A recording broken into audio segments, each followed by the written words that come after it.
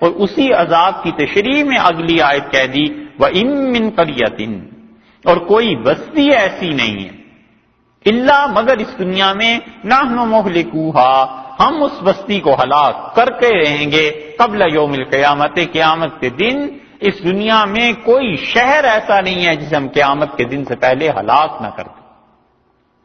مطلب یہ کہ کافروں کی جتنی بستیاں ہیں یہ ساری بستیاں قیامت سے پہلے پہلے ہلاک کی جائیں گی، خدا کا عذاب آئے گا اور اللہ کا عذاب آئے گا اور انہیں پکڑ لے گا، او معذبوہا عذابا شدیدا، یہ کہ ہم انہیں عذاب میں گرفتار نہ کریں، ایسا عذاب جو بہت سخت ہے ہم اس عذاب کو بھی بھیجیں گے، کیونکہ کافر اللہ کی نافرمانی کرے گا نا، بار بار کرے گا، اور جب وہ خدا کی نافرمانی مسلسل ہوتی رہے گی تو اللہ کا عذاب اسی حساب سے آتا بھی رہے گا۔ تو جتنے کافر یہ سمجھتے ہیں کہ ان کی بستیاں محفوظ رہیں گی، جو دنیا میں ظلم انہوں نے مچا رکھے ہیں، اللہ نے کہا ہے ہم عذاب بھیجیں گے، اور یہ بہت بڑی دھمکی کی بات ہے اللہ کی طرف سے، اور وہ ذات کہہ رہی ہے جو اپنی دھمکی کو پورا کرنے کی قدرت بھی رکھتی ہے، جو کر بھی سکتا ہے۔ وہ کہتا ہے کافروں کی کوئی بستی ایسی نہیں ہے جسے قیامت سے پہلے یا تو ہم ہلاک نہ کر دیں یعنی دنیا سے بالکل مٹا ہی نہ دیں، او معذبوہا عذابا شدیدا، یہ کہ انہیں ہم سخت عذاب دیں گے۔ دو میں سے ایک کام کے ساتھ ضرور کرنا ہے، کیونکہ کتنے ہی اللہ کے بندے وہ ماریں گے، کتنا ظلم کریں گے اور شرک کریں گے اللہ کے ساتھ، اللہ کی توحید کو پھیلنے نہیں دیں گے، اسلام کے رستے روکیں گے۔ کان ذالک فی الکتاب مستورا، اور لوگوں یہ بات فی الکتاب لوح محفوظ میں مستورا لکھا جا چکا ہے، ہم نے یہ فیصلہ کر لیا ہے، بس کچھ نہیں ہو سکتا، ہمارا طے شدہ یہ فیصلہ ہے کہ ہم قیامت سے پہلے پہلے ان بستیوں کو یا عذاب دیں گے یا ہلاک کر دیں گے، سرے سے مٹا دیں گے، یا یہ کہ پھر قائم رکھیں گے لیکن شدید عذاب میں گرفتار ہو جائیں گے۔ شدید عذاب بڑے بڑے پارس پہ آتا ہے، وقتی طور پہ اٹھتی ہیں 50 سال 100 سال، بس پھر ٹکڑے ٹکڑے ہو جاتی ہیں، پھر اللہ کا عذاب بھی آ جاتا ہے، طرح طرح کی بیماریاں پھیل جاتی ہیں، کیا کیا عذاب بیتتے ہیں، اور اللہ نے کہا اتنا حتمی فیصلہ ہے کہ کان ذالک فی الکتاب مستورا، اسے ہم نے لکھ دیا۔ شاہ صاحب رحمۃ اللہ علیہ کا حاشیہ دیکھیے، اس کمال کی چیزیں لکھتے ہیں نا، اپنے ترجمے میں ایک جگہ لکھا ہے مقدمے میں کہ یہ ترجمہ ہمارا پڑھے اور مزید اگر پڑھنا ہو تو پھر حواشی بھی ساتھ پڑھ لے اور 2-4 جز دیکھے تو ماہر ہو جائے، یعنی 2-4 پارے ہمارے ترجمے کے پڑھے تو اسے سمجھ آنے لگے کہ قرآن کیا کہتا ہے، اور مزید اگر فائدہ چاہیے تو پھر حاشیے بھی دیکھ لے۔ حالانکہ حواشی حضرت نے لکھے ہی کتنے، کوئی تفسیر لکھ جاتے، کوئی چیز ہو جاتی پوری، بڑی زبردست چیز ہوتی۔ اتنی گہری نظر اللہ نے دی ہے، اتنا کام انہوں نے کیا ہے، وہی ہے یہ کہ حرف بود کاش کے سجا نوشتہ ہے۔ اس نے کہا ایک لفظ ہے کاش، کاش ایسے ہوتا، کاش ایسے ہوتا۔ اس نے کہا زندگی میں 100 جگہ لکھوں، 1000 جگہ لکھوں، کتنی جگہ لکھوں؟ فرماتے ہیں حضرت اس آیت کی تشریح میں، یعنی تقدیر میں لکھ چکے، کان ذالک فی الکتاب مستورا، یہ بات طے ہو گئی ہے، یعنی تقدیر میں لکھ چکے ہر شہر کے لوگ بزرگ کو پوجتے ہیں۔ دیکھا جڑ کٹی نا شرک کی، یہ ہے کمال اس خاندان کا، انہیں بھی ذرا سا موقع کہیں ملے اللہ کی توحید بیان کرنے کا اور شرک کے رد کا، چھوڑتے یہ بھی نہیں۔ فرماتے ہیں یعنی تقدیر میں لکھ چکے ہر شہر کے لوگ بزرگ کو پوجتے ہیں، یعنی تقدیر میں لکھ چکے، اگلا جملہ، ہر شہر کے لوگ بزرگ کو پوجتے ہیں کہ ہم اس کی رعیت ہیں، ہم فلاں کی رعایا ہیں اور اس کی پناہ میں ہیں، سو وقت آئے پر کوئی پناہ نہیں دے سکتا۔ سمجھے؟ ہے نا مسلمانوں میں اس شہر کے محافظ فلاں بزرگ ہیں، بم اتنے پھینکے انڈیا نے، اور فلاں بزرگ تھے وہ تو بس ہاتھ میں ایسے کیچ کرتے تھے، دریا میں پھینک دیتے تھے، یہ ساری باتیں مسلمانوں کی. ابھی بھی کتنے ہی شہر ہیں. اجمیر شریف ہے وہ حضرت کی نگری ہے. اچھا کلیر ہے وہ صابر کلیری رحمت اللہ علیہ کی. دہلی میں تو حضرت ہیں ہی ہیں. ہر شہر ان کے بزرگوں کی پناہ میں. حضرت نے کہا جب اللہ کا عذاب آ جائے نا تو پھر کوئی پناہ نہیں دے سکتا. یہ اس عقیدے پر ضرب لگائی ہے کہ لوگ کہتے ہیں ہم فلاں کی پناہ میں. کوئی کسی کی پناہ میں نہیں، اللہ ہی ہے جو پناہ دیتا ہے. اسی لیے اللہ نے فرمایا کہ ہوا یجیر، اللہ کی ذات پناہ دیتی ہے، ولا یجار علیہ، اور اللہ جس کو پناہ نہ دے کوئی پناہ نہیں اللہ کے مقابلے میں دے سکتا. اسی لیے یہ پناہ کا ڈھونڈنا شرک کی قسموں میں سے ایک قسم ہے. اور اصل شرک یہاں سے شروع ہوا تھا کہ یہ کفار مکہ جب سفر کرتے تھے تو کسی بھی وادی میں پہنچ کے کہتے تھے، زور زور سے کہتے تھے کہ اس وادی میں بسنے والے جنوں ہم تمہاری پناہ میں آ گئے. یہ وہ کہتے تھے. اور جنات خوش ہوتے تھے کہ اچھا یہ سمجھ گئے کہ اللہ کے علاوہ ہم بھی پناہ دے سکتے ہیں. اللہ تعالیٰ پناہ دیتا ہے، مصیبتوں سے دور رکھتا ہے، رات کو کوئی مصیبت نہیں آئے گی، پریشانی نہیں، خوف نہیں. تو کہتے تھے اچھا یہ ہمارے قائل ہیں کہ ہم ان کے معبود ہیں اور ہم انہیں پناہ دے دیں گے. اس پہ یہ جنات بڑے خوش ہوتے تھے. یہ پناہ مانگنا اللہ کو چھوڑ کے کسی ایسی چیز کی جو وفات شدہ ہے، یہ جو انسانوں کو نظر نہیں آتی، یہ بھی شرک کی ایک قسم ہے. 29ویں پارے میں آپ دیکھیے سورہ جن میں اللہ تعالیٰ نے یہ بات ارشاد فرمائی ہے. 72 نمبر ہے سورہ کا.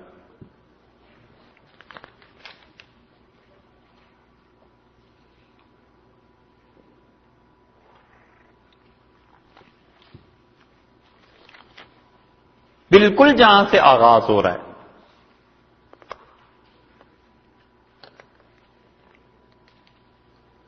انتیسواں پارہ 72 نمبر سورت سورہ جن جہاں سے یہ آغاز ہو رہا ہے. قل اوحی الی انہ استمع نفر من الجن. آپ ارشاد فرمائیے کہ مجھ کو حکم آیا ہے کہ جنات کی ایک پوری جماعت نے اس قرآن کو سنا ہے. فقالو، اور جنات آپس میں کہنے لگے، انا سمعنا قرآنا عجبا، ہم نے قرآن سنا ہے بھائی، بڑی عجیب کتاب ہے. یہدی الی الرشد، وہ نیکی کی طرف کتاب لے کے جاتی ہے.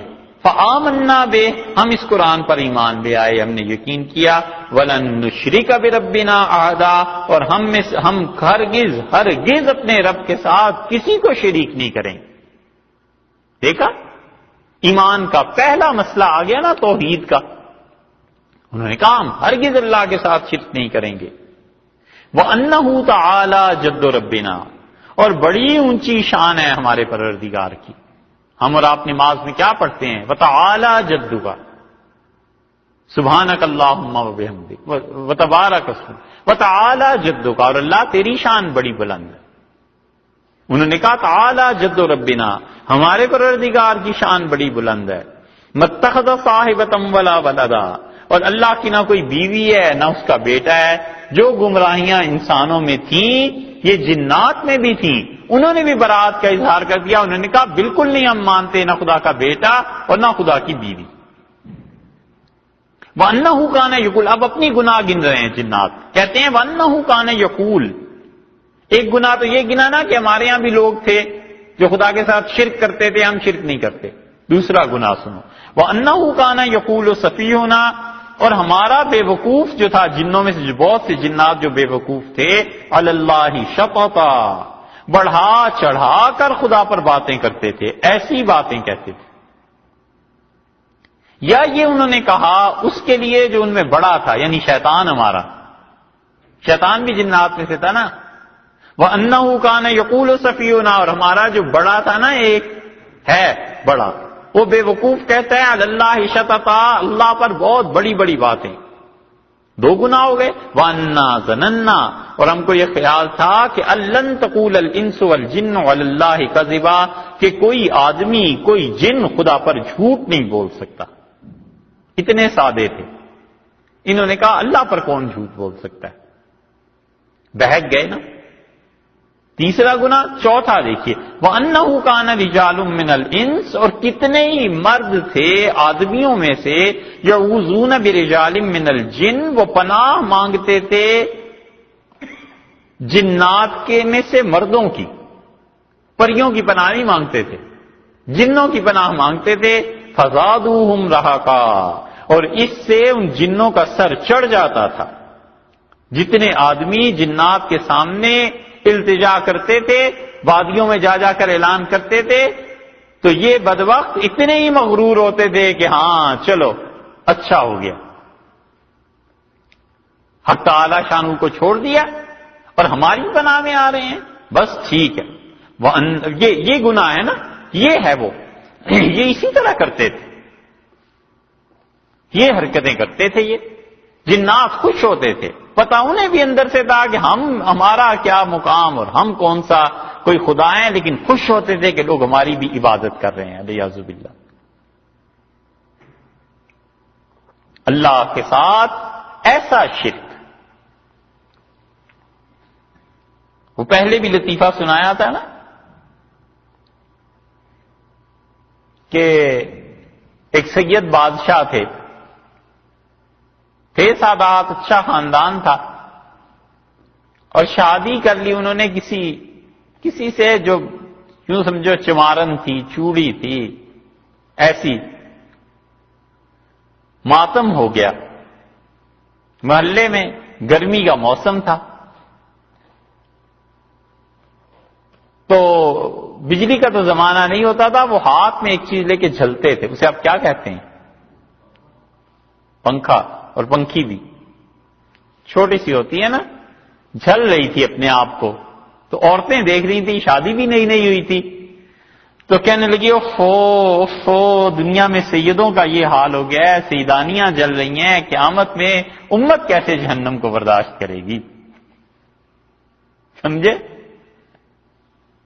وہ اپنے متعلق بھی سے گمان ہوا کہ سید سے شادی ہوئی ہے تو اپنے متعلق کہتی ہے سیدانیاں اتنی گرمی جل رہی ہیں تو امت جہنم میں گر جائے گی. مطلب یہ کہ ہم تو بہت اونچے ہو گئے.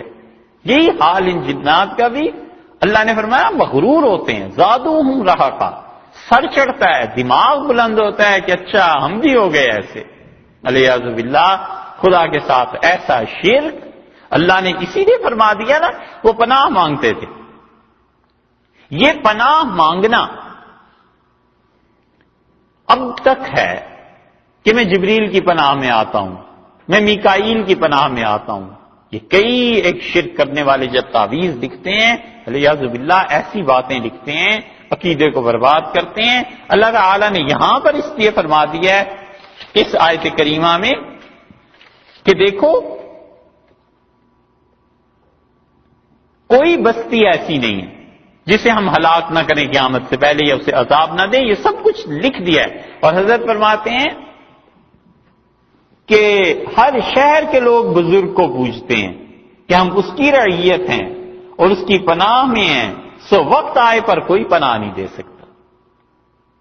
مغلوں میں جس طرح کی شرک کی چیزیں چل پڑی تھیں، اللہ کے بڑے اچھے بندے تھے، نقشبندیہ مجددیہ سلسلے کے مشائخ قائمہم اللہ، انہوں نے ان چیزوں کا کلا کما کیا.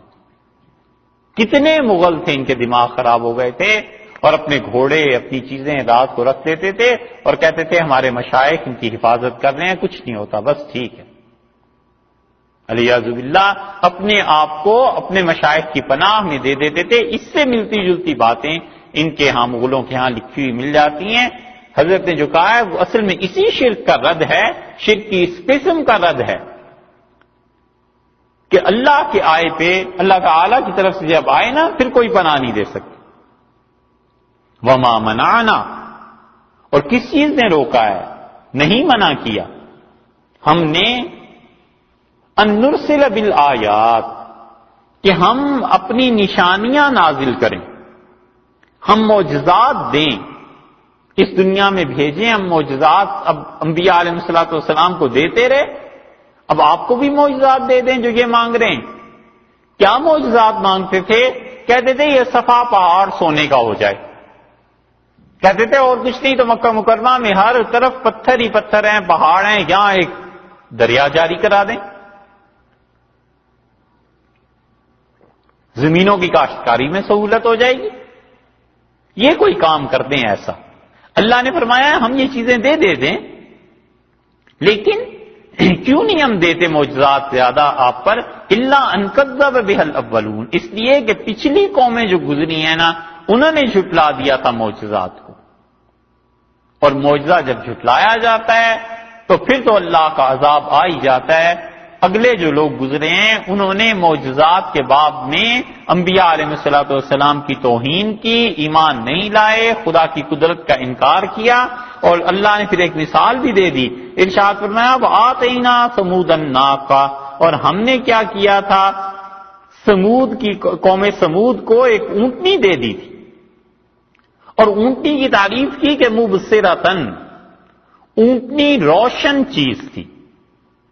دو ترجمے ہوئے ہیں اس کے، مبصرتاً روشن چیز، یا یہ کہ مبصرتاً وہ چیز جو دوسروں کو روشن کر دے۔ ہم نے ایسی چیز دے دی جو ہماری راہ سجھائے، اسے دیکھو اور اسے دیکھ کر ہماری راہ پر چلو، ایک چیز۔ یا یہ کر دیا کہ مبصرتاً، کہ تم اس چیز کو دیکھو اور اس کے نتیجے میں تم ہماری راہ پر آ جاؤ، مفہوم ایک ہی بن جاتا ہے اس کا۔ فظلموا بها، تو انہوں نے کیا کیا، اس اونٹنی کے معجزے کو دیکھنے کے باوجود ظلموا بها، اس کا حق نہ مانا۔ ظلموا کے ساتھ جب با آ گیا نا، تو اس کا ایک ترجمہ تو یہ ہو گیا کہ فظلموا بها، انہوں نے کفر کیا، معجزے کا انکار کیا، اور اس سے صالح علیہ السلام کی مخالفت کی اور اس اونٹنی کو قتل کر دیا، تو یہ ساری حرکتیں انہوں نے کفر کی۔ اور دوسرا ترجمہ یہ کیا گیا کہ فظلموا بها، انہوں نے اس اونٹنی پر ظلم کیا، اور وہ ظلم قرآن میں کئی جگہ آیا ہے کہ فاقروا الناقہ، انہوں نے اس اونٹنی کو مار دیا۔ تو دو ترجمے ہو گئے کہ انہوں نے اس معجزے پر ظلم کیا، اونٹنی کو مار دیا، یا یہ کہ انہوں نے اس معجزے کو دیکھ کر انکار کر کے کفر کیا۔ یہ آج پھر معجزے مانگتے ہیں، ہم معجزہ دے دیں، لیکن ہم اس وجہ سے نہیں دے رہے کہ اس سے پچھلی قوموں کو معجزے سے کیا فائدہ ہوا تھا۔ اتنی بڑی چیز انہوں نے دیکھ لی کہ پہاڑ سے، پتھر سے زندہ سلامت ایک جانور اللہ نے دے دیا ہے، اور اس کے باوجود وہ ایمان نہیں لائے۔ وما نرسل بالآیات، اور ہم نہیں بھیجتے ہیں ان چیزوں کو، یا جو نشانیاں ہم بھیجتے ہیں، الا تخویفا، ڈرانے کے لیے بھیجتے ہیں۔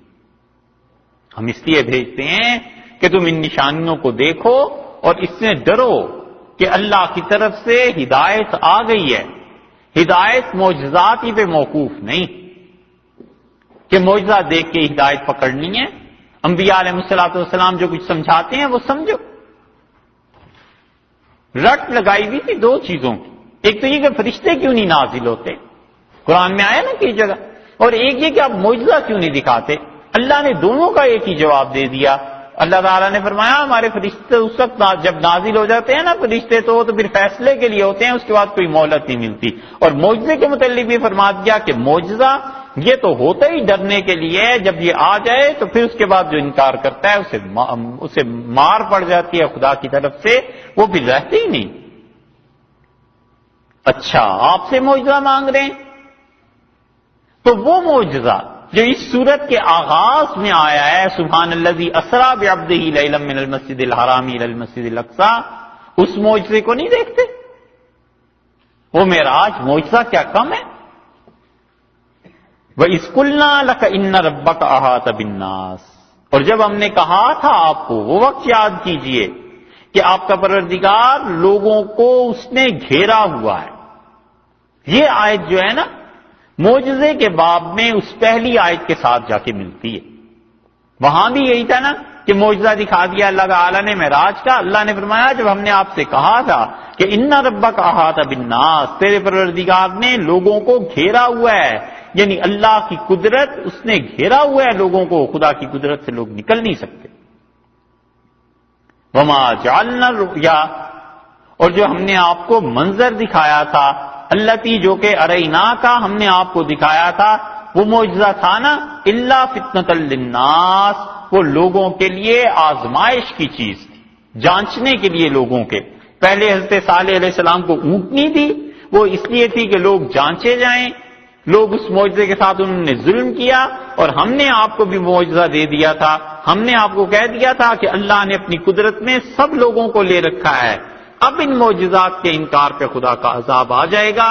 اور یاد رکھیے وہ منظر جو ہم نے آپ کو دکھایا تھا، وہ معراج میں جو لے گئے تھے، الا فتنۃ للناس، یہ لوگوں کی آزمائش تھی، لوگوں کے جانچنے کے لیے اتنا بڑا کام، اتنا بڑا معجزہ ہم نے دیا۔ یہاں سے یہ جو لفظ آیا رؤیا، کچھ لوگوں کا خیال یہ ہے کہ رویا سے مراد ہے خواب، اور بات یہ حقیقت میں اتنی سی ہے کہ رویا کا اطلاق دونوں پہ ہوتا ہے، حقیقت میں دیکھنے پر بھی اور خواب پر بھی، اور خواب پر رویا زیادہ عام طور پہ عرب بولتے ہیں، اور جو چیز انسان خود اپنی آنکھوں سے دیکھتا ہے اس پہ کم بولتے ہیں یہ لفظ۔ اس لیے بہت سے لوگوں نے یہاں پہنچ کر لکھ دیا کہ معراج جو تھی یہ کوئی معجزہ نہیں تھا ایسا، بلکہ یہ خواب تھا، کیونکہ قرآن نے خود کہا ہے کہ وما جعلنا الرؤیا التي اریناک، اور وہ جو خواب ہم نے دکھایا ہے، اس لیے ہم نے رویا کا ترجمہ منظر سے کیا ہے، خواب سے نہیں، کہ وہ جو ہم نے آپ کو خواب دکھایا تھا اریناک، ہم نے دکھایا تھا الا فتنۃ للناس، وہ لوگوں کی آزمائش کا تھا۔ سر سید احمد خان صاحب نے بہت اس کو لکھا ہے خوب طویل تفصیل سے کہ معراج ہوئی نہیں تھی ویسے رسول اللہ صلی اللہ علیہ وسلم کی، وہ تو ایک خواب تھا، اور انہوں نے اس آیت کو لکھا ہے۔ ہم یہ عرض کرتے ہیں کہ رؤیا جو ہے خواب کے معنی میں یقیناً آتا ہے اور بہت آتا ہے، لیکن وہ دیکھنے کے معنی میں بھی آتا ہے۔ اس لیے اللہ تعالیٰ نے یہ فرمایا نہیں ہے کہ یہ خواب جو آپ کو دکھایا تھا، کیونکہ خواب آگے کا لفظ دیکھیں نا، الا فتنۃ للناس، ہم نے اسے ذریعہ بنا دیا لوگوں کے جانچنے کا، تو خواب کیسے ذریعہ بن سکتا ہے؟ اگر یہ صرف خواب تھا تو رسول اللہ صلی اللہ علیہ وسلم میں نے رات خواب میں دیکھا کہ میں معراج میں مسجد اقصی میں پہنچ گیا، تو اس میں کون سی ایسی بات ہے؟ آپ یہاں بیٹھے ہیں، کئی مرتبہ آپ کہتے ہیں بھی میں نے رات خواب میں دیکھا کہ ہندوستان میں یہ بات ہو رہی تھی، کون سی ایسی بات ہے؟ اس میں نہ ماننے کی کیا بات ہے؟ سب کہتے ہیں ہاں جی خواب میں ہو سکتا ہے۔ تو اگر یہ خواب ہوتا رسول اللہ صلی اللہ علیہ وسلم کا تو لوگوں کے لیے فتنۃ للناس، لوگوں کے آزمانے کے لیے تھا، یہ کیسے ہو گیا؟ یہ تو صاف پتہ چلتا ہے کہ یہ معراج تھی جسمانی طور پہ، اور رسول اللہ صلی اللہ علیہ وسلم جا کے آپ جب یہ ارشاد فرمایا آ کے کہ میں اپنے جسم کے ساتھ گیا ہوں، یہ بتایا ہے، تبھی جا کر تو کافروں کے لیے وہ فتنے کی چیز بنی۔ انہوں نے کہا ہم تو نہیں مان سکتے کہ کوئی انسان ایسے چلا جائے، اور اگر یہ خواب ہی ہوتا تو اکبر کے لیے، بادشاہ کے لیے کیسے بن جاتا یہ فتنے کی چیز؟ اکبر بادشاہ، منتخب التواریخ پڑھی ہوگی آپ نے، اس میں یہ آیا ایک پاؤں اٹھاتا تھا اور کہتا تھا کہ اگر میں دوسرا پاؤں اٹھاؤں تو گر جاؤں گا۔ درباری بھی ایسے ہی ملے ہوئے تھے، وہ کہتے تھے حضور والا بالکل، وہ کہتا تھا پھر میں کیسے مان جاؤں کہ ایک آدمی رات کے اتنے تھوڑے سے حصے میں آسمان پہ چلا گیا اور واپس آ گیا، اور یہ مولوی لوگ ایسی باتیں کرتے ہیں۔ یہ آزمائش کی چیز کیوں بنی؟ اس لیے کہ سب کافروں کے لیے اس لیے آزمائش کی چیز بنتی ہے جب اسے کہا جائے کہ رسول اللہ صلی اللہ علیہ وسلم اپنے جسد مبارک کے ساتھ چلے گئے تھے، تشریف لے گئے تھے، تو اب اس پر جو تصدیق کرتا ہے معجزے کی وہ قرآن کی تصدیق کرتا ہے، اب جو انکار کرتا ہے وہ در حقیقت تو قرآن ہی کا انکار ہے۔ اس لیے اللہ نے فرمایا کہ یہ آزمائش کی چیز تھی جو ہم نے آپ کو دی تھی، اور اس پہ ہمیشہ عقل کا غلبہ جن پہ ہوتا ہے نا، یہ بڑے اعتراض کرتے۔ اکبر بادشاہ کو بھی یہی اعتراض تھا، لوگوں سے برملا کہتا تھا۔ اسی لیے ابوالفضل اور یہ ملا مبارک کے بیٹے فیضی وغیرہ لگے ہوئے تھے اس کے ساتھ، اور اس سے مجدد رحمت اللہ علیہ جب فارغ ہوئے ہیں اپنی تکمیل سے تو پھر گئے تھے وہ۔ لمبی بات ہوگی، چلو آگے چلتے ہیں۔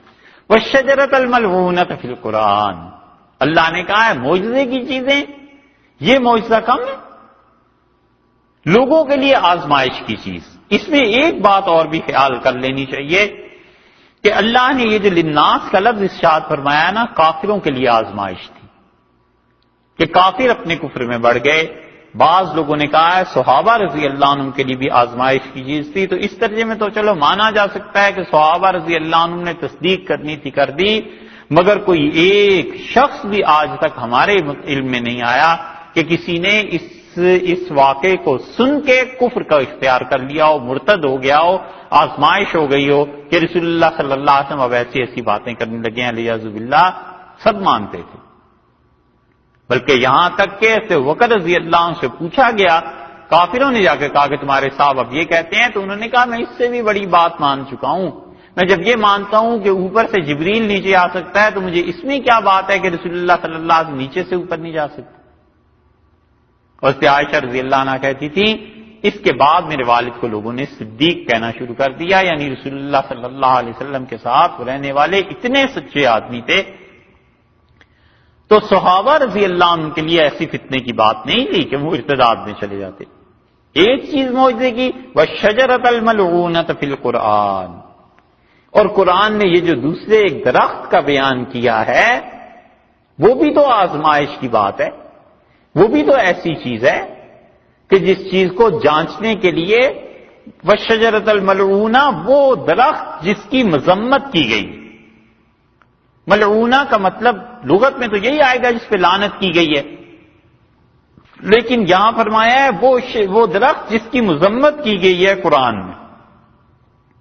عرب محاورے میں ہر وہ کھانا جو ناگوار گزرتا تھا یا تکلیف دہ ہوتا تھا نا، اسے کہتے تھے یہ ملعون ہے، یعنی یہ کھانا ٹھیک نہیں ہے، یہ وہ لعنت نہیں ہے جو شرعی لعنت ہوتی ہے کہ اللہ کی رحمت سے دور ہو جانا اور یہ چیزیں۔ اسی لیے اس کا ترجمہ آپ سے یہ عرض کیا ہے کہ وہ شجرۃ الملعونۃ، اور وہ درخت جس کی مذمت کی گئی ہے قرآن میں۔ ایک ترجمہ۔ دوسرا ترجمہ بعض رات یہ ہے کہ وہ شجرۃ الملعونۃ فی القرآن، اور قرآن میں جس درخت کے کھانے والوں کی پر لعنت کی گئی ہے۔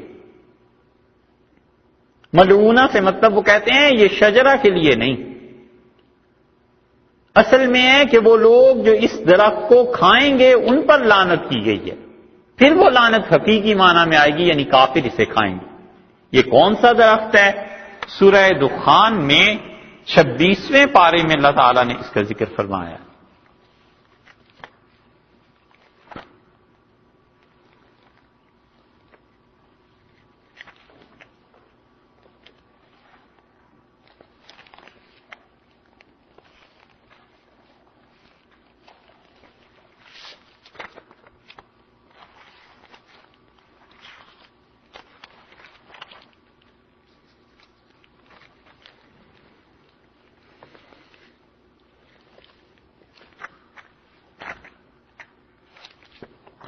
سورہ دخان 25واں پارہ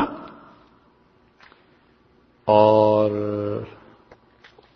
25واں پارہ، سورہ نمبر ہے 44 اور اس میں آیت نمبر ہے 43۔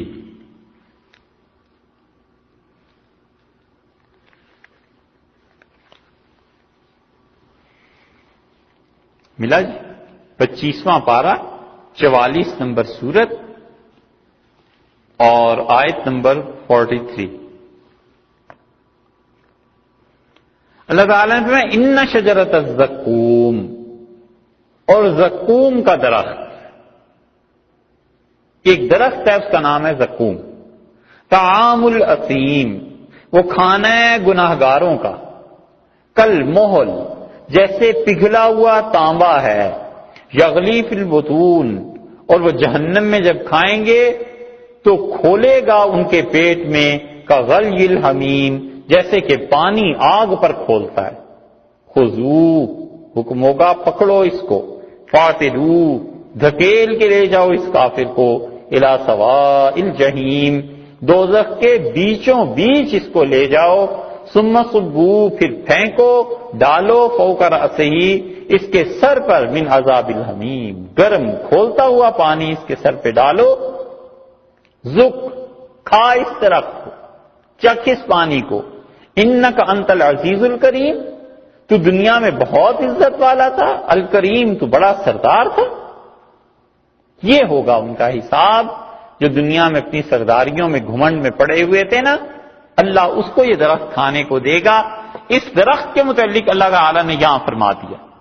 اگر آپ اس کا ترجمہ یہ کریں کہ یہ لعنت یہاں حقیقی معنی میں ہے، تو پھر مراد یہ ہوگی کہ اس کھانے والے درخت کو جو کہ ملعون ہیں، وہ جو ملعون ہیں جن پہ لعنت ہوئی ہے کافروں پہ، وہ اس درخت کو کھائیں گے۔ اور یا پھر ترجمہ یہ کیجئے کہ وَالشَّجَرَةَ الْمَلْعُونَةَ فِي الْقُرْآنِ، اور وہ درخت جس کی مذمت آئی ہے قرآن میں، قرآن نے وہ مذمت بیان کر دی کہ یہ درخت ایسا ہوگا جو مذمت والا درخت ہے۔ اور عرب ہر اس کھانے کو جو انہیں تکلیف دے، جو ناگوار گزرے، اسے ملعون کہتے تھے۔ اچھا، اس کا ہے کیا؟ کس درخت کا ذکر کیوں ہے؟ اللہ تعالیٰ نے فرمایا وَمَا جَعَلْنَا الرُّؤْيَا الَّتِي أَرَيْنَاكَ إِلَّا فِتْنَةً لِلنَّاسِ وَالشَّجَرَةَ الْمَلْعُونَةَ فِي الْقُرْآنِ، اور وہ جو منظر ہم نے آپ کو دکھایا تھا وہ ہے لوگوں کی آزمائش کی چیز، اور آزمائش کی چیز یہ بھی ہے۔ تو یہ کیسے ہوئی آزمائش کی چیز؟ یہ ہے بات، یہ آزمائش کی چیز ایسے ہوئی بھائی کہ رسول اللہ صلی اللہ علیہ وسلم بتاتے تھے، یہ سورہ دخان اس طرح کی آیات پڑھتے تھے تو کافر ہنستے تھے، کہتے تھے سرسبز درخت ہوتے ہیں، درخت بلا آگ میں اگ سکتا ہے؟ یہ تم کیسی باتیں کرتے ہو؟ درخت تو ہمیشہ خشک زمین میں اگا کرتے ہیں، آگ تو انہیں جلا دیتی ہے، تو اس لیے یہ بھی نئی بات تم کرتے ہو۔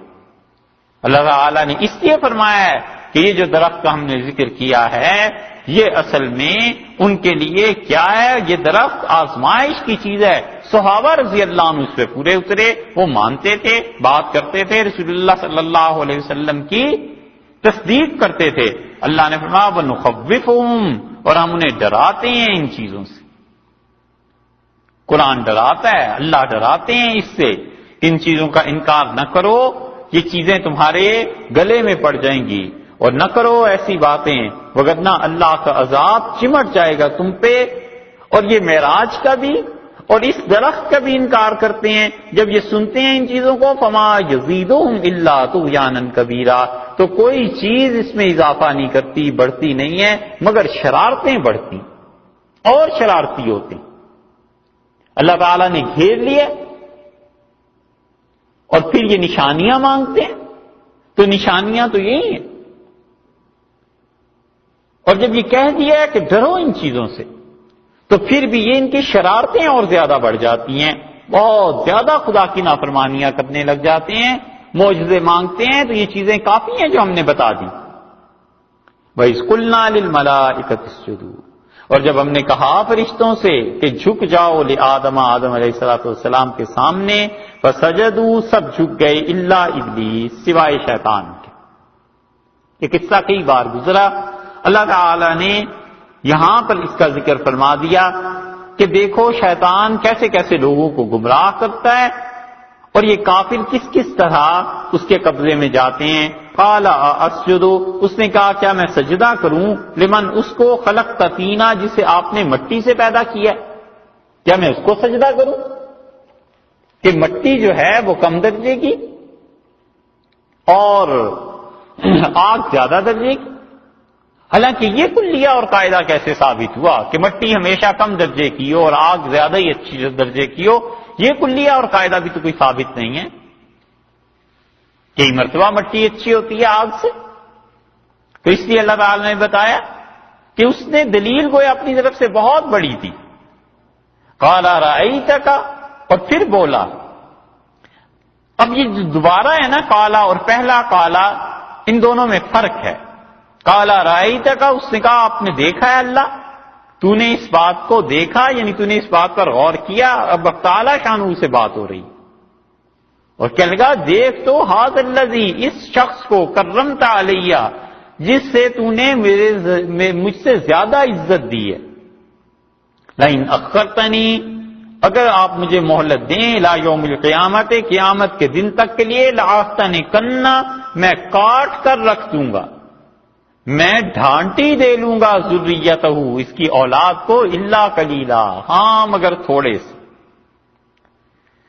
سوال یہ پیدا ہوتا ہے کہ بھائی اسکلنا للملائکۃ اسجدوا کے بعد جب شیطان نے کہا کہ اسجد لمن خلقت طینا، کہا نا اس نے کہ کیا میں اس کو سجدہ کروں جسے آپ نے مٹی سے پیدا کیا ہے، تو یہ بات تو چل ہی رہی ہے شیطان کی. پھر یہ دوبارہ لفظ لانے کی 62 نمبر آیت کے آغاز میں کیا ضرورت آئی تھی کہ کالا، پھر کہا شیطان نے؟ کیونکہ اگر یہ ہوتا کہ کالا اسجد لمن خلقت طینا، کہا شیطان نے کیا میں جھکوں اس کے سامنے جسے آپ نے پیدا کیا ہے مٹی سے، ارائیتک ھذا الذی کرمت علی، اور آپ دیکھیے جسے آپ نے مجھ پر فضیلت دی ہے، عزت دی ہے میرے مقابلے میں آدم علیہ السلام کو زیادہ، اگر آپ مجھے مہلت دیں قیامت تک تو میں اس کی اولاد کو قابو میں لے آؤں گا.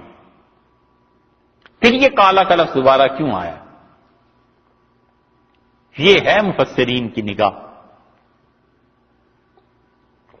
ایک ایک لفظ پہ غور کرتے ہیں. مفسرین کہتے ہیں کہ پہلے کالا اور دوسرے کالا کے درمیان بڑا وقفہ ہے. یہ پہلی بات اس نے اس وقت کہی جب سجدے سے انکار کیا، اسجد لمن خلقت طینا، کیا میں اس کو سجدہ کروں جو مٹی سے پیدا ہوا ہے. اس کے بعد اللہ تعالیٰ نے آدم علیہ السلام کو بھیج دیا، جنت میں چلے گئے. پھر اس کے بعد اس کو دھتکارا، اللہ نے نیچے اتارا.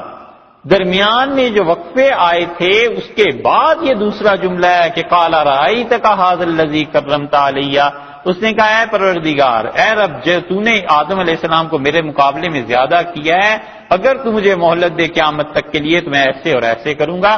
دونوں باتوں میں چونکہ فرق تھا درمیان میں زمانے کا، وقت کا، اس لیے دوبارہ کالا لائیں کہ ایک بات پہلے ہو گئی، پھر آدم علیہ السلام جنت میں چلے گئے، پھر اسے راندہ درگاہ کیا گیا، لعنت بھیجی گئی، اسے زمین پہ بھیجا گیا. اس وقت اس نے کہا اگر مجھے قیامت تک مہلت مل جائے، لآحتنکن، ڈھانٹی دینا، لآحتنکن، گھوڑے کو لگام چڑھا دینا، کیونکہ گھوڑے کو جب لگام چڑھاتے ہیں تو وہ قابو میں آ جاتا ہے نا. اس نے کہا میں پوری طرح قابو پا لوں گا اس پہ، اس کی ساری اولاد پہ، الا قلیلا، ہاں مگر تھوڑے سے رہ جائیں گے، اور مجھے اگر تو کیا کر دے، مہلت دے دے، تو میں تو اس کی ساری اولاد کو لے چلوں، گمراہ کر دوں، اپنا مسخر بنا لوں. یہ الا قلیلا، مگر تھوڑے سے، یہ تھوڑے سے لوگ آگے آتے ہیں. قال اذهب، اللہ نے فرمایا نکلو یہاں سے. یہ ذہبہ کا لفظ استعمال تو ہوتا ہے جانے کے لیے، لیکن یہاں ذہبہ کا یہ مطلب نہیں آنا جانا، یہ نہیں. ہی وینٹ، وہ گیا ہے، یہ نہیں. یہاں ہوا گیٹ آؤٹ، قال اذهب، فرمایا دفع ہو یہاں سے، نکل یہاں سے. یہ ہے مفسرین نے اس کا ترجمہ کیا، اور وہ کہتے ہیں صاحب المعانی رحمۃ اللہ علیہ کیا قال اذهب، اللہ نے کہا افعل ما تريد، جا یہاں سے، جو کرنا ہے تو کر لے. غضب تھا نا، غصہ. قال اذهب، اللہ تعالیٰ نے کہا نکل یہاں سے. فمن تبعك منهم، سو جو کوئی ان آدمیوں میں سے پیروی کرے گا تیری، فإن جہنم جزاؤکم، تو جہنم تمہاری سزا ہے، جزاء موفورا، پورا پورا بدلہ ملے گا. جہنم میں جاؤ گے تم بھی اور تمہارے ماننے والے بھی، اور یہ پورے بدلے ہوں گے. یہ آج بھی کئی مرتبہ گزر چکی. واستفزز، یہ ہے نئی بات. ارشاد فرمایا واستفزز، اور اللہ تعالی نے جو باتیں فرمائی ہیں ان میں سے اس کو کہا کہ واستفزز من استطعت، تو ان میں سے جس کو چاہے گھبراہٹ میں ڈال دے، ان میں سے جس کو تو چاہے اسے گمراہ کر دے، وہ صوتی کا، اپنی آواز کے ذریعے. ہر وہ آواز جو آدمی کو گناہ کی دعوت دے وہ شیطان ہی کی آواز ہے. بس اتنی سی بات کہ آواز کے ذریعے گمراہ کر انسانوں. موسیقی بھی اسی میں شامل، اس لیے کہ جو لوگ موسیقی کو سنتے ہیں نا، یہ بھی حقیقت کی دنیا میں نہیں رہتے. سیڈ سانگ سن لیے، سارا دن موڈ آف ہے، دنیا کیا کر رہی ہے، بچے کس مصیبت میں پڑے ہوئے ہیں، اور شوہر کو کیا مشکل ہے، کیا چیز کرنی ہے، بیگم صاحبہ کا مزاج ہی ٹھیک نہیں ہو رہا، اس لیے کیا سیڈ سانگ سن لی. اوہو. اور اسی طرح علیہ باللہ دوسری طرح کی موسیقی سن لی خوشی کی، تو میت کی بھی خبر آ جائے تو بھی دل کی خوشی نہیں مٹتی، وہ دل کھلا رہتا ہے بہار کی طرح جیسے۔ یہ سب چیزیں اسی لیے ہیں کہ موسیقی حقیقی زندگی سے آدمی کو دور کر دیتی۔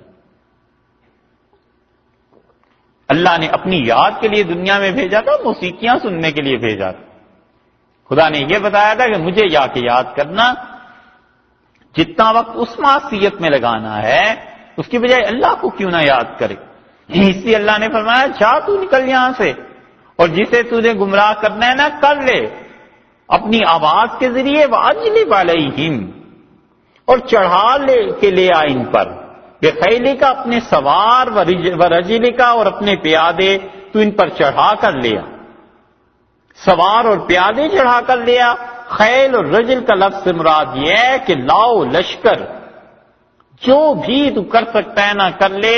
اس کے مطلب یہ ہوا کہ پیادہ پیدل جو چیز چلتی ہے اللہ کی نافرمانی میں وہ بھی شیطان کا، اور جو سواری پہ خدا کی نافرمانی اور معصیت ہوتی ہے یہ بھی شیطانی چیزیں، اللہ نے کہا یہ بھی کر لے۔ اللہ تعالیٰ نے فرمایا بشارکہم، اور تو حصہ ڈال لے فی الاموال والاولاد، ان کے ساتھ ان کی مال میں بھی ان کی اولاد میں بھی اپنے حصے تو وصول کر لے، لے جا، چلا جا یہاں سے، ان کی مال اور اولاد میں حصے ڈال لے۔ مال اور اولاد میں حصے کیسے بڑھتے ہیں حضرت کو سنو۔ شاہ صاحب رحمہ اللہ نور اللہ مرکزہ فرماتے ہیں مال میں ساجا یہ کہ بتوں کی نیاز اپنے مال میں فرض سمجھتے ہیں، بتوں کے چڑھاوے اپنے مال میں فرض سمجھتے ہیں نا، بتوں کے نام پہ چڑھاتے ہیں۔ اور مسلمان اولیاء اللہ کے مزارات پہ بکرے، دمبے، کیا کیا چیزیں، بڑے بڑے جانور، کچھ کو چھوڑ دیتے ہیں کہ بس یہ حضرت کے مزار کے لیے وقف ہے، کوئی اسے چھیڑ نہیں سکتا، کوئی اسے ذبح نہیں کر سکتا، اور کچھ جا کے ذبح کر دیتے ہیں کہ یہ حضرت کے لیے۔ اس سے پوچھو کہ اگر ایصال ثواب کے لیے ہے تو 20 کلو گوشت ویسے کھلا دیں غریبوں کو لے کے، اس کو نہیں مانتا، کہتا ہے نا جانور ذبح کرنا ہے۔ اس کا مطلب ہے دال میں کچھ کالا ہے نا، کسی جانور کی روح نکالنی ہے میت کے نام پہ، بزرگوں کے نام پہ، یہ ہے۔ حضرت نے فرمایا مال میں ساجا یہ کہ بتوں کی نیاز اپنے مال سے فرض سمجھتے ہیں۔ اور اگلا جملہ سن، اوفو یہ تو تلوار ہے، کیسے ان لوگوں کی مخالفت نہ ہوتی اور کیسے لوگ انہیں بدنام نہ کرتے۔ یہ اس زمانے میں لکھا ہے جو زمانہ تعصب کا تھا، مذہبی طور پہ تعصب تھا۔ اگلے جملے میں فرماتے ہیں مال اور اولاد دو کا کہا نا اللہ نے کہ جائیں کی مال میں حصہ ڈالو اور اولاد میں، مال کا یہ ہو گیا، اولاد میں یہ کہ ایک کو بتاتے ہیں فلانے کا بخشا ہے، دوسرا فلانے کا بخشا ہے، نام رکھتے ہیں نا، پیر بخش رکھتے ہیں یا نہیں، حسین بخش، علی بخش۔ دیکھا حضرت فرماتے ہیں کہ اولاد میں یہ کہ ایک کو بتاتے ہیں فلانے کا بخشا ہے، دوسرا فلانے کا بخشا ہے، یہ اجمیر شریف کا بخشا ہوا ہے، اور یہ دلی والوں نے دیا تھا، یہ فلاں حضرت نے دیا تھا، نام بھی ایسے ہی رکھتے ہیں۔ اسی لیے ایسے نام رکھنا کہ اس میں بندگی کی نسبت اللہ کے علاوہ کہیں اور ہوتی ہو مکروہ ہے۔ 150 برس تک یہی جھگڑے چلتے رہے، 200 برس تک یہی شاہ عبد القادر صاحب رحمۃ اللہ علیہ کہتے تھے، یہی مولانا اسماعیل شہید رحمۃ اللہ علیہ کہتے تھے، یہی بات کے بزرگ کہتے تھے کہ نہ نام ایسے رکھو جس میں بندے کی نسبت اللہ کے علاوہ کہیں اور ہوتی ہو، نہ ایسے کرو۔ اور اس وقت چڑھ دوڑے کہ وہاں بھی ہو گئے، یہ ہو گیا، وہ ہو گیا، اور اب جو آئے ہیں اب وہ بھی یہی لکھتے ہیں کہ جی اللہ کے علاوہ کسی اور کی طرف بندگی میں نام رکھنا یہ مکروہ ہے۔ جان بوجھ کے چڑ سے ان حضرات کی رد میں بریلی والوں نے اپنے بچوں کے نام رکھے عبد المصطفیٰ، اور دستخط کرتے تھے لمبے چوڑے عبد المصطفیٰ، اتنا لمبا لکھ کے تاکہ چڑیں لوگ کہ ہم تو رسول اللہ صلی اللہ علیہ وسلم کے بندے ہیں، ہم تو ان کے غلام ہیں، اور اللہ بھی انہی کی مان کے چلتا ہے۔ اس وقت جو سنجیدہ لوگ تھے انہوں نے سمجھایا، انہوں نے کہا ایسی بات نہ کرو، اور یہ باتیں نا ٹھیک نہیں ہیں اس طرح کے نام رکھنے. اس وقت تو اتنے لمبے چوڑے فتوے، اور اب جو اگلی نسل ان کی آئی ہے وہ بھی کہتے ہیں جی ایسے نام لکھنے مکروہ ہیں.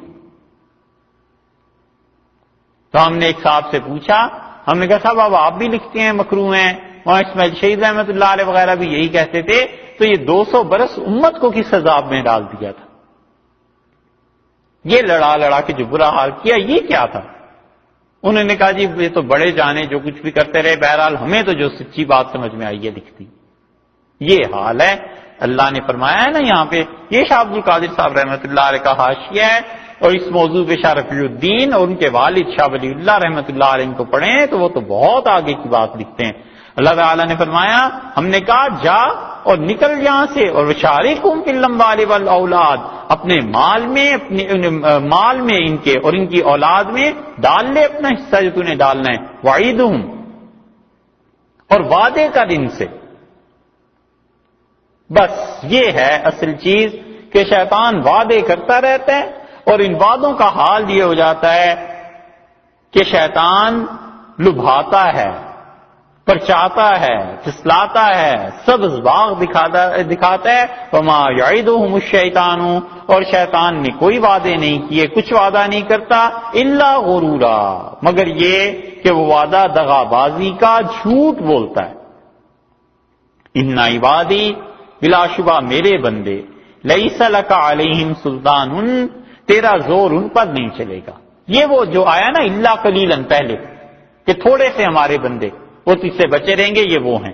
اللہ تعالیٰ نے فرمایا کہ ان عبادی لیس لک علیہم سلطان، اور ہمارے بندے ان پر تیرا زور نہیں چلے گا. وکفا بربک وکیلا، اور تیرا پروردگار بہت کافی ہے. میرے بندے لیس لک علیہم سلطان، تیری حکومت ان پہ نہیں چلے گی، اور تیرا رب بس کافی ہے کام بنانے کو. اللہ ہے جو کام بناتا ہے. اس صورت کے آغاز میں دوسری آیت جو آئی تھی نا کہ تورات میں کیا تھا، اللہ تتخذوا من دونی وکیلا، کہ میرے علاوہ کسی کو کارساز نہ بنانا. یہاں آ کے فرمایا ہے کہ دیکھو میرے بندے، ہم نے شیطان سے کہا تھا کہ کفا بربک وکیلا، تیرا پروردگار بہت کافی ہے. یعنی رسول اللہ صلی اللہ علیہ وسلم کو کہا جا رہا ہے کہ آپ کا پروردگار بندوں کے لیے بہت کافی ہے. تو یا تو یہ شیطان کو کہہ دیا تھا کہ رب کافی ہے، یا یہ کہ آپ کو اب ارشاد فرمایا جا رہا ہے یہاں تک لیس لک علیہم سلطان تک کلام ایک ہو گیا، اور پھر اللہ نے رسول اللہ صلی اللہ علیہ وسلم سے فرما دیا کہ آپ کا پروردگار بہت کافی ہے، کارساز ہے اپنے بندوں کا، ان کے کام بنانے والا ہے. شیطان کیا کسی کا کام کرے گا، وہ تو کام الٹا خراب کر دے گا. اور تم رب کے بارے میں پوچھتے ہو، ربکم الذی، تمہارا پروردگار ایسا ہے. یہ توحید پہ آ گئی پانچویں عقلی دلیل اللہ نے بیان کر دی. یزجی، ہانکتا ہے، چلاتا ہے، لکم الفلک، تمہارے لیے کشتی، فی البحر، دریا میں جو کشتیاں چلتی ہیں یہ اللہ ہی کا قانون ہے جس کے تحت چلتی ہیں. جن لوگوں نے فزکس پڑھی ہے بڑا مشہور سوال ہے، کہتے ہیں جی سوئی ڈوب جاتی ہے اور جہاز تیرتا ہے، وہ کیا چیز ہے، وہ کون سا لا ہے؟ اللہ نے کہا ہے تیرا پروردگار ان کشتیوں کو چلاتا ہے. اس نے کائنات میں ایسے نظام مقرر کر دیے ہیں، دریاؤں میں، سمندر میں، لتبتغوا من فضلہ، تاکہ تم اللہ کا فضل تلاش کرو، رزق تلاش کرو. یہ آیت بھی پہلے گزر چکی کہ اپنے پروردگار کا فضل تلاش کرو. انہ، بلا شبہ وہ کان بکم رحیما، لوگو تمہارے لیے بڑا مہربان. یہاں رحیم سے مراد یہ ہے کہ دنیاوی طور پر تمہیں نفع پہنچاتا ہے. اللہ کے پیچھے سارا ذکر یہی آیا نا کہ دریا میں تم تجارت کرو، سمندروں میں کشتیاں جہاز چلاؤ، اور اللہ کا فضل تلاش کرو، یعنی خدا سے رزق مانگو، اور اللہ بہت رزق دینے والا ہے. انہ کان بکم رحیما، وہ تمہارے ساتھ بڑا مہربان ہے، یعنی اس دنیا میں بھی تمہیں نفع دے گا.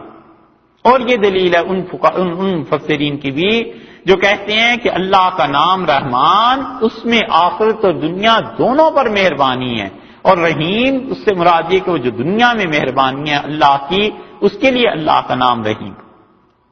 وَإِذَا مَسَّكُمُ الضُّرُّ، اور جب تمہیں تکلیف پہنچتی ہے، الضُّرُّ تکلیف پہنچتی ہے، فی البحر سمندر میں، دریا میں، ذلہ بھول جاتا ہے، من تدعون جس کو پکار رہا تھا، الا ایاہ مگر اللہ ہی کو، اللہ کے علاوہ پھر سب کو بھول جاتا ہے۔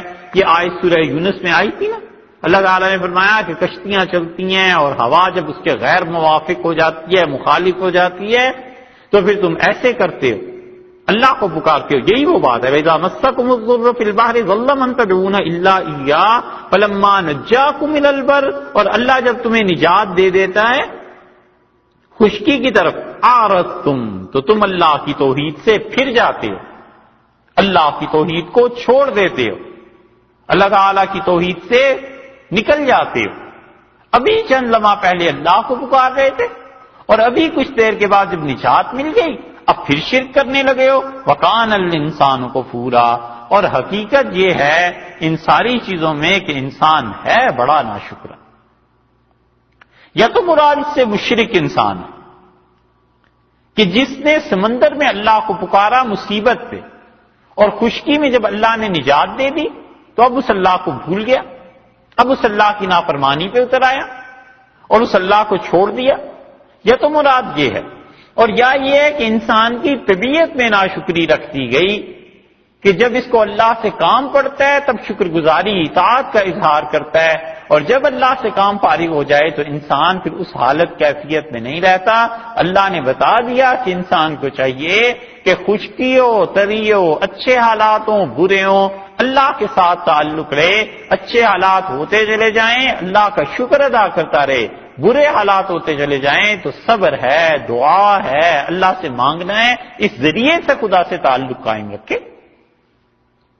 ہر حال میں بندگی مطلوب ہے، اور بندگی سے بڑی کوئی چیز نہیں اللہ کی، بس بندہ بن کے رہے، حقیقی بندہ بن کے رہے۔ جتنی جتنی بندگی غالب آتی ہے اللہ کی، اتنا ہی اتنا انسان پہ حقیقی علم، ایمان، یقین، جزم، ہمت، قوت، یہ سب دروازے کھلتے ہیں، اور جتنا جتنا انسان پر بندگی کے علاوہ کسی چیز کا غلبہ ہوتا ہے، سرکشی کا، اتنے ہی اتنی اپنے لیے مصیبتیں پیدا کرتا ہے۔ افامنتم، کیا تم اس بات پہ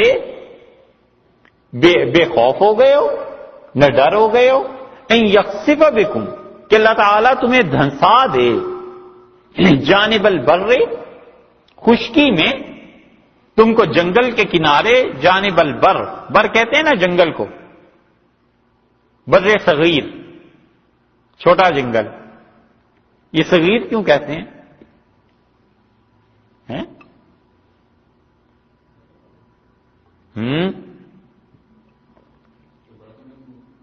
ہاں وہ ہوگا یا نہیں ہوگا یہ تو بعد کی بات ہے، لیکن بر صغیر کیوں کہتے ہیں؟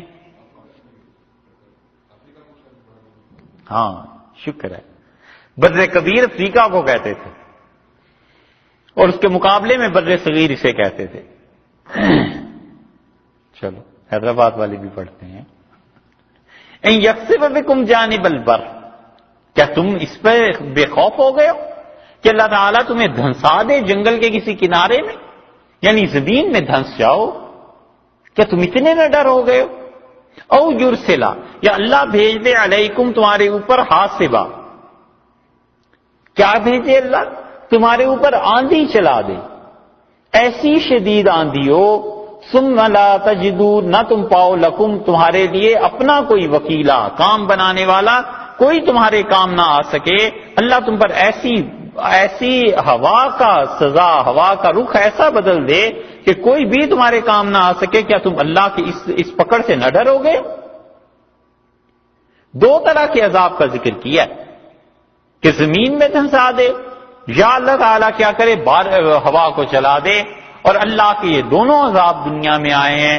فرعون کو اللہ نے دھنسا دیا تھا زمین میں، قارون کو دھنسا دیا تھا اللہ تعالیٰ نے زمین میں، اور دوسرا بھی خدا کا عذاب آیا ہے قوم عاد اور ثمود پہ، اور اللہ نے فرمایا 7 لیال و 8 ایام، اور 7 راتیں اور 8 دن وہ ہوائیں چلتی رہیں، اور جدھر سے وہ ہوا گزری ہے اللہ نے فرمایا ہے کہ انہیں ہم نے ایسے کاٹ کے رکھ دیا کأنہم اعجاز نخل خاویہ، جیسے کھجور کے تنے کٹے ہوئے پڑے ہوتے ہیں کسی میدان میں، اس طرح ان کی لاشیں بکھری ہوئی اور پڑے تھے۔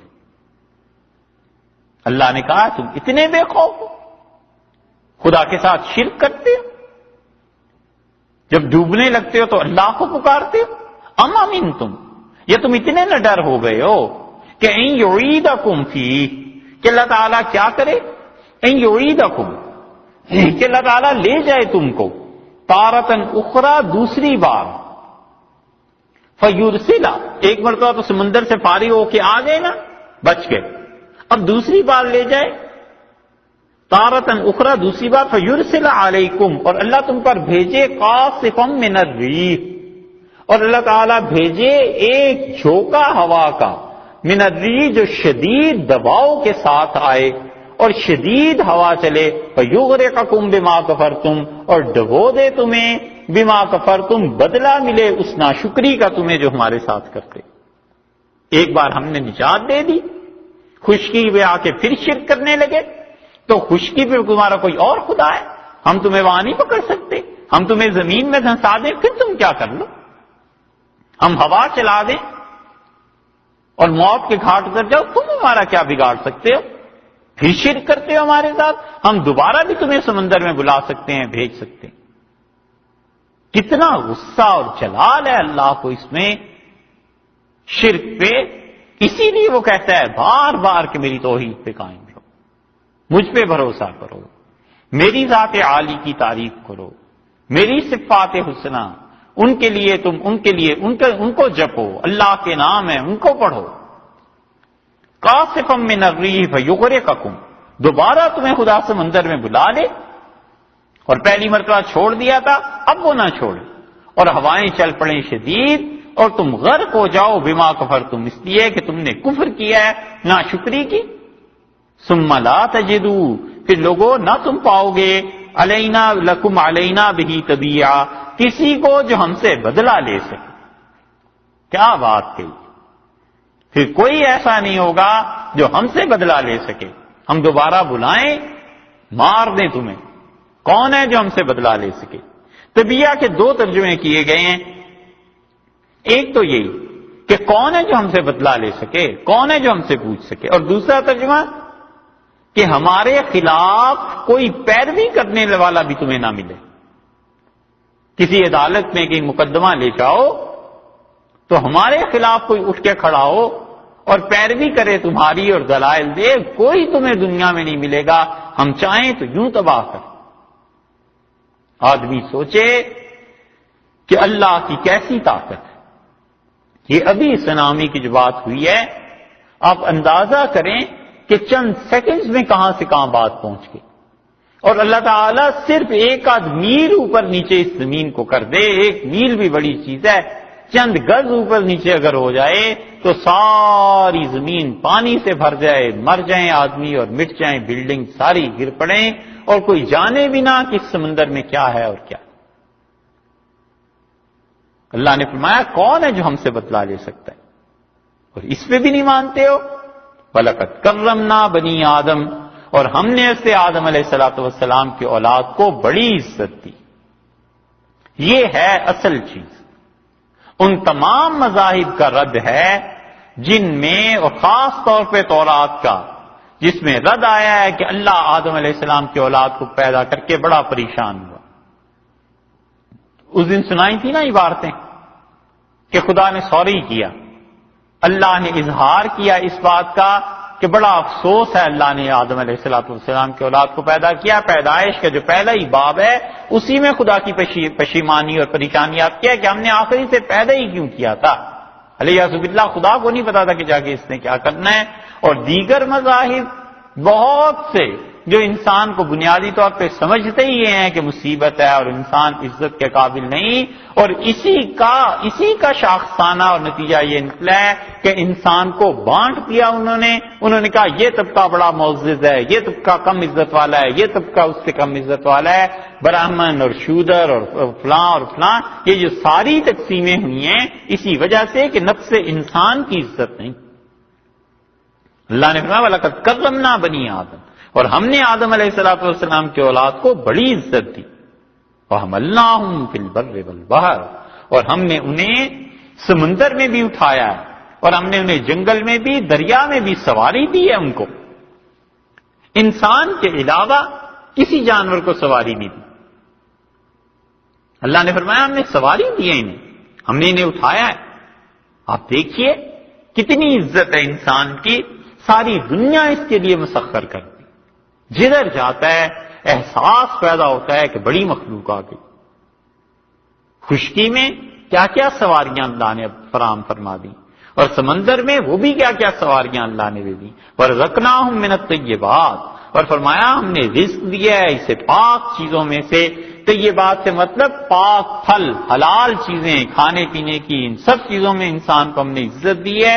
وفضلناہم، اور ہم نے انسانوں کو فضیلت دی، علی کثیر، بہت سی مخلوق، ممن خلقنا، جن کو ہم نے پیدا کیا ہے، جن کو ہم نے تخلیق دی ہے، تفضیلا، بڑھانا ان کا، انسانوں کو بڑھا دیا.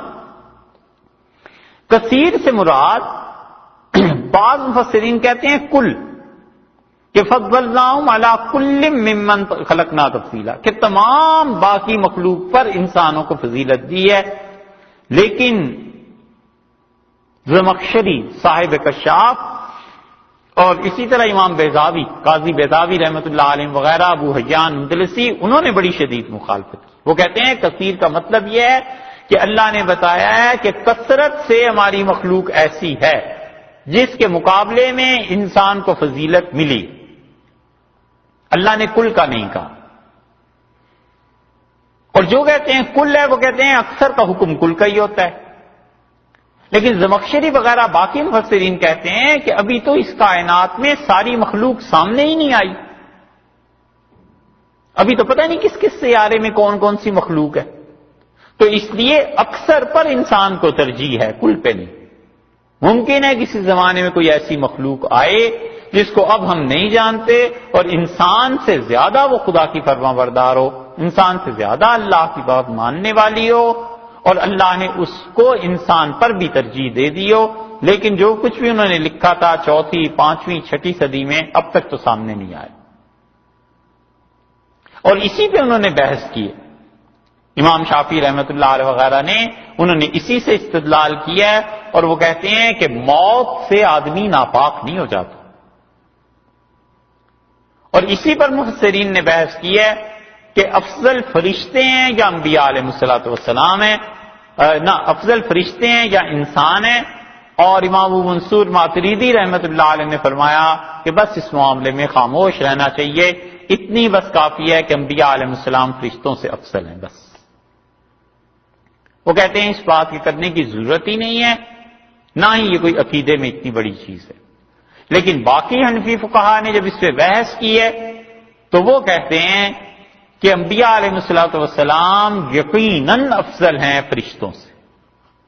ایک چیز، وہ اللہ کے فرشتے حضرت جبریل، حضرت میکائیل، اسرافیل علیہ الصلوۃ والسلام، جو بھی خدا کی طرف سے وحی لے کے دنیا میں آتے ہیں، یہ اللہ کے بڑے ہی مقرب فرشتے ہیں، وہ اس امت کے اولیاء کرام سے افضل ہیں. کچھ کہتے ہیں کہ امت کے اولیاء کرام جو ہیں، نہ یہ تیسری بات ہوگی. تیسری بات یہ کہ وہ کہتے ہیں امت کے اولیاء اللہ جو ہیں یہ عام فرشتوں سے افضل ہیں. متقی انسان فرشتوں سے افضل ہے، عام فرشتوں سے، لیکن اللہ کے وہ جو مقربین فرشتے ہیں ان سے کم درجے کا. اور جو فاسق و فاجر ہیں ان کے متعلق وہ کہتے ہیں کہ وہ فرشتوں سے کم ہیں، اور کافر اس کو تو اللہ نے فرما دیا ہے کہ وہ تو جانوروں کی طرح ہے، اس لیے کافروں کا تقابل نہیں کیا جائے گا. مومنوں میں جو کیٹیگریز ہیں، ایک تو فاسق و فاجر ہیں، وہ فرشتوں سے کم ہیں، ایک متقی لوگ ہیں وہ عام فرشتوں سے افضل ہیں، اور ایک انبیاء علیہ الصلوۃ والسلام ہیں، اور انبیاء علیہ الصلوۃ والسلام یقیناً اللہ کے مقرب فرشتوں سے افضل ہیں. اس لیے نبی کریم صلی اللہ علیہ وسلم بھی سب سے افضل. یہ انہوں نے اس آیت کی ضمن میں لکھا.